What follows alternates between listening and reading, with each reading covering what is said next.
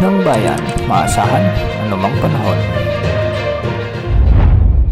Magandang oras po sa ating lahat. Narito na ang update sa lagay ng panahon ngayon at sa binabantayan nating si Bagyong Christine at sa panibagong potensyal na bagyo sa labas ng ating area of responsibility.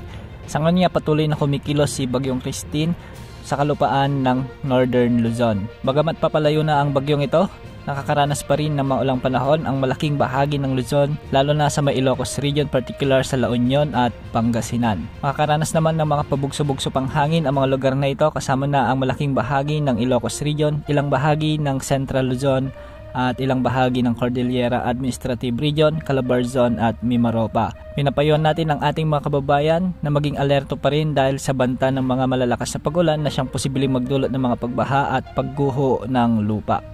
Sa Metro Manila, asahan pa rin ang pabugso-bugsong pag-ulan na may kasamang pagbugso rin ng hangin. Samantala, ngayong araw inaasahan na habang papalayo si Bagyong Christine sa kalupaan, unti-unti na ring bubuti ang panahon sa malaking bahagi ng Southern Luzon, particular sa Bicol Region at Cagayan Valley. Magiging bagyong maulap hanggang sa maulap naman ang mga kalangitan na may mga kalat-kalat pa ring pag-ulan ang inaasahan sa malaking bahagi ng Visayas, lalo na sa Western Visayas, Negros Island Region at Central Visayas. Samantalang sa Eastern Visayas ay magiging makulimlim ang panahon at posible naman ang mga isolated rains pagsapit ng hapon o gabi.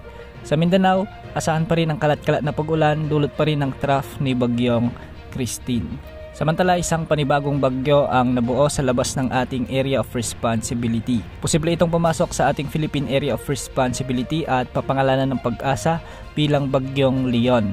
Ayon sa mga forecast models, posibleng kumilos ito ng hilagang kanluran sa mga susunod na araw. Ayon sa datos ng Japan Meteorological Agency, posible itong lumapit sa may Northern Luzon, ngunit hindi naman ito nakikitang tatama sa kalupaan ng bansa.